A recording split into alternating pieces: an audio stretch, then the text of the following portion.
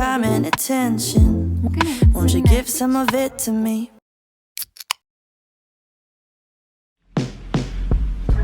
Waking up feeling like it's gonna rain.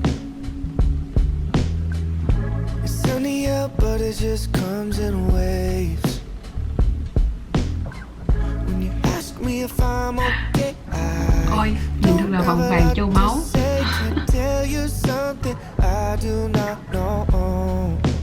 Nhìn Nga có vẻ không hợp với cái này thì phải.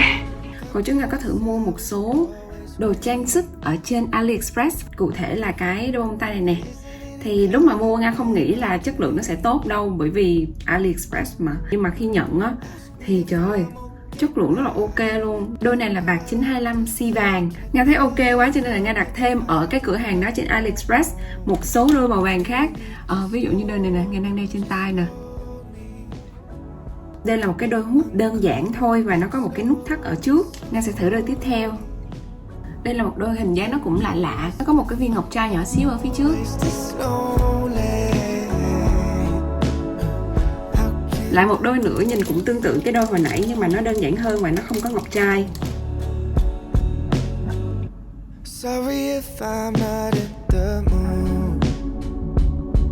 Đôi tiếp theo Nga mua bởi vì Nga nhìn thấy nó kỳ kỳ á. Mua đồ vì nhìn thấy nó kỳ kỳ. Cái tạo của nó như thế này nè. Nhìn giống như là hai viên ngọc trai màu vàng vậy đó. Tối nhỉ? Thấy được không? Chắc chỉ thấy có một cái đốm vàng thôi đúng không? Ngoài ra Nga có mua thêm một cái sợi dây chuyền mà dạo gần đây khá là thịnh thì phải. Snake necklace là dây chuyền rắn. Nga cảm thấy nó dài hơn so với cổ của Nga sao á. Đeo lên nó bị rộng quá. Ví dụ như nó ngắn như thế này nè thì nhìn nó sẽ ok hơn. Còn cái độ dài thật của nó thì xuống tới đây lận. Ngày xưa Nga anti vàng á, mẹ Nga mà mua vàng về đeo á là Nga chê lên chê xuống luôn. Nhưng mà dạo gần đây á, màu vàng đang thịnh lại. Với lại Nga nhận ra là cái sắc da của Nga đeo đồ màu vàng rất là hợp. Thế là Nga mua quá trời luôn. Bây giờ mẹ mà coi cái này chắc mẹ cười chết. Và cuối cùng Nga có một sợi dây. Nó có những cái hạt màu xanh như thế này. Nga rất là thích cái màu xanh này luôn á. Nhưng mà ngày xưa Nga cứ nghĩ là đeo cái hạt xanh như vậy là già lắm. Nhưng dạo gần đây nó cũng rất là thịnh hành. Thực ra thì thời trang chỉ cần biết phối hợp là được. Chứ độ tuổi nào, màu sắc nào cũng ok hết á. Cái này nhìn xinh nè. Dễ đeo. Xin chào mọi người, bây giờ là khoảng gần 1 giờ sáng thứ ba ngày 6 tháng 7, có nghĩa là hôm nay nè. Và Nga đang ngồi edit cái video này. Nếu như mọi người có theo dõi weekly vlog của Nga thì mọi người cũng thấy là thứ bảy vừa rồi Nga không có post video. Lý do là vì Nga có nghiện chơi game một chút xíu trong cuối tuần vừa rồi. Cho nên vlog của tuần vừa rồi Nga sẽ post vào hôm nay thứ ba. Và Nga cũng muốn thông báo luôn là vlog tiếp theo Nga cũng sẽ post vào thứ ba tuần sau. Lý do là vì thứ ba tuần sau Nga sẽ bắt đầu chuyến du lịch mùa hè của mình ở Paris. Mặc dù đã khuya rồi và mặt mộc rất là ghê, Nga đang phải xài filter ấy. Nga muốn trồi lên để trở thành người dẫn chuyện cho cái vlog tuần này. Lý do là vì tuần vừa rồi á, Phương có qua thăm Nga và Nga không có quay vlog kiểu hàng ngày á, mà Nga chỉ quay vào những cái event, những cái sự kiện mà Nga đi ra ngoài và tham gia với Phương và Linh thôi. Cho nên vlog của tuần rồi nó hơi rời rạc một chút xíu. Vì vậy Nga muốn nói chuyện như thế này để kết nối các video lại. Sau khi luyện hết phần 1 và 2 tập đầu phần 2 của Hospital Playlist thì Nga đã quá mê anh Ah Jung Won. Thế là Nga đã lùng sục những cái bộ phim khác của anh. Nga đã tìm ra được cái phim này nè, Warm and Cozy. Coi cũng dễ thương lắm mọi người. Giết thời gian trong lúc chờ tập 3, tập 4 của Hospital Playlist thôi. Sau khi hết giờ làm việc thì Nga có dắt Linh và Phương đến xem một cái tác phẩm nghệ thuật có tên là The Disappearing Wall, dịch nôm na ra là bức tường biến mất. Cái bức tường này nằm ở trong một cái công viên rất là xinh mà Nga sẽ đến rất là nhiều lần trong tuần này. Bức tường này được tạo bởi 6.000 khối gỗ nhỏ và trên mỗi khối gỗ sẽ có một câu thơ, một câu nói nổi tiếng nào đó với mỗi mặt là một ngôn ngữ khác nhau. Bức tường này thực ra đã được dựng ở rất là nhiều nơi, không chỉ riêng Bruxelles. Để kỷ niệm sự kiện bức tường Berlin đã sụp đổ 30 năm trước và cũng mang một ý nghĩa gợi ra một sự thật rằng có rất là nhiều những bức tường khác, dù là hữu hình hay vô hình thì cũng đang chia cắt xã hội bằng một hình thức nào đó. Khi mọi người đến đây thì có thể mang những cái khối gỗ này về và chính vì vậy thì bức tường này sẽ dần dần biến mất, chỉ còn lại cái khung trong suốt dùng để chứa những cái khối gỗ này thôi.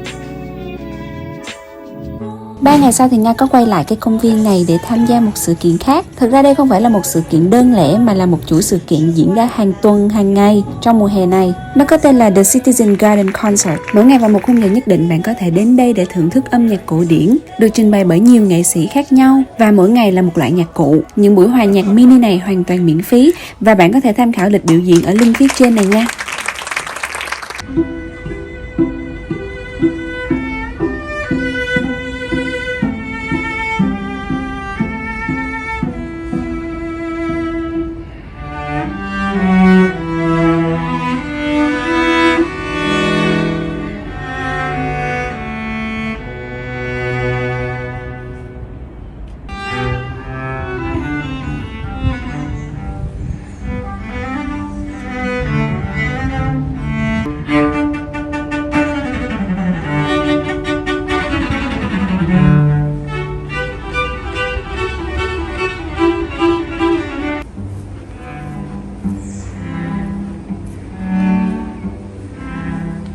Như mọi người cũng thấy đó, nghe nhạc cổ điển ở cái khung cảnh này thì lãng mạn muốn xỉu luôn. Cái hôm này thì Nga được nghe cello của những cái bạn quán quân của cuộc thi Brussels Cello Society Competition nè. Và đây là bài yêu thích nhất của Nga, mọi người có nhận ra bài gì không?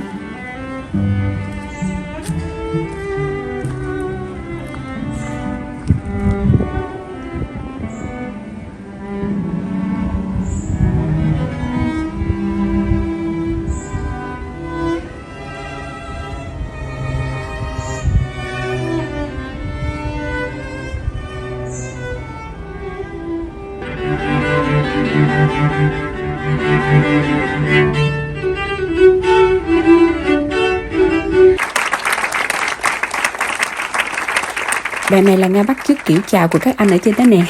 Hôm đó có một vài bé em khác đi cùng Nga nữa và tất nhiên là Nga phải dắt tụi nó ra cái Disappearing World ở ngay đó rồi. Có nhiều người khác đến xem nhưng mà không biết rằng họ có thể mang những cái khúc gỗ này về, cho nên Nga nói mọi người là cứ lấy về đi. Một người đam mê hoa cỏ như Nga mà sống ở châu Âu vào mùa xuân với mùa hè thì thật là tuyệt vời luôn á. Bây giờ đây là mùa cẩm tú cầu và hoa hồng nè. Trời ơi, nhìn cái vườn này xinh quá à. Ngày hôm sau tranh thủ giờ nghỉ trưa thì Nga, Linh và Phương đã đến EU Parliament, Nghị viện châu Âu để tham quan. Trước đó thì Nga có đăng ký tour multimedia, có nghĩa là mình có thể tự nghe, hướng dẫn và lời giới thiệu qua cái máy nhỏ nhỏ như thế này. Nếu không thích tự nghe thì bạn có thể đăng ký tour có hướng dẫn viên và đi theo nhóm như thế này nè. Nga chọn tham quan bằng multimedia bởi vì mình có thể chủ động hơn á. Nhưng lần sau đến đây Nga sẽ chọn tour có hướng dẫn viên bởi vì mình có thể đặt thêm câu hỏi cho họ.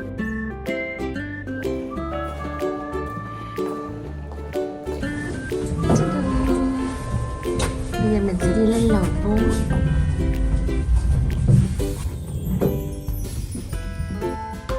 Ở trong tòa nhà của Nghị viện châu Âu thì chắc là Nga ấn tượng nhất với cái tác phẩm nghệ thuật đồ sộ này. Nó có tên là The Confluences, tượng trưng cho sự đoàn kết của tất cả mọi người trong khối liên minh châu Âu. Nếu như mình đụng vào bất kỳ điểm nào của cái sculpture này thì nguyên cái sculpture này nó sẽ cử động. Nó chỉ có một cây cột này thôi và tất cả mọi thứ được kết nối với nhau nhờ sự cân bằng chứ không có một cái điểm nối nào cả. Cao chưa? Ngoài ra ở đây cũng có rất là nhiều tác phẩm nghệ thuật khác mà mỗi tác phẩm lại mang một cái ý nghĩa sâu xa nào đó rất là khó hiểu. Cảm giác giống như bước vào một cái triển lãm hoặc là một cái bảo tàng về những cái bức tranh trừu tượng vậy đó. Xem tranh chán chê rồi thì Nga mới bước vào cái phần chính của buổi tham quan ngày hôm nay. Đó chính là phòng họp của Nghị viện châu Âu. Theo như Nga biết thì đây là nơi diễn ra các cuộc họp để bàn bạc, biểu quyết và thông qua các luật trong Liên minh châu Âu. Chỗ ngồi ở dưới đây cũng được chia ra dựa trên xu hướng chính trị của từng đại biểu, đến từ 24 đất nước trong Liên minh châu Âu. Và ở trong những cái booth nhỏ này là những phiên dịch viên cho 24 thứ tiếng khác nhau đây nè.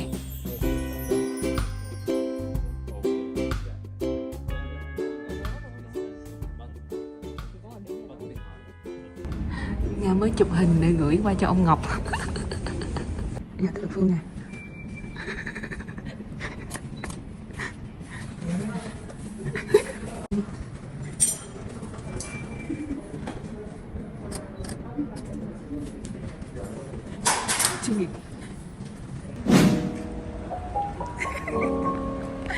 Chiều hôm nay tụi mình lại đi ra ngoài Citizen Garden để nghe nhạc.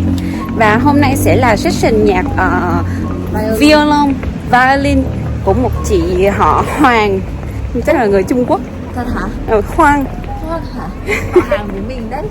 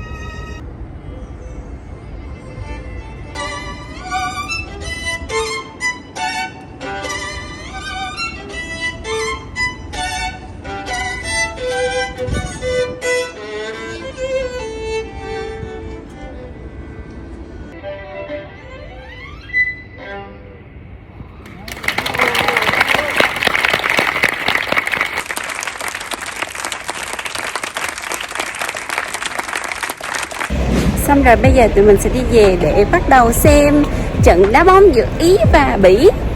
Ở đối diện này đang có một cái square rất là nhiều người đã chuẩn bị rồi.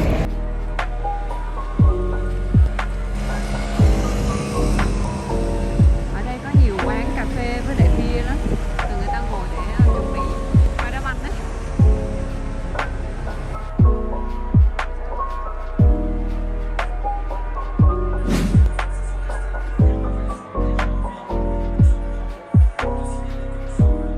Buồn quá, hét khô cả cổ nhưng mà bị thu mất rồi.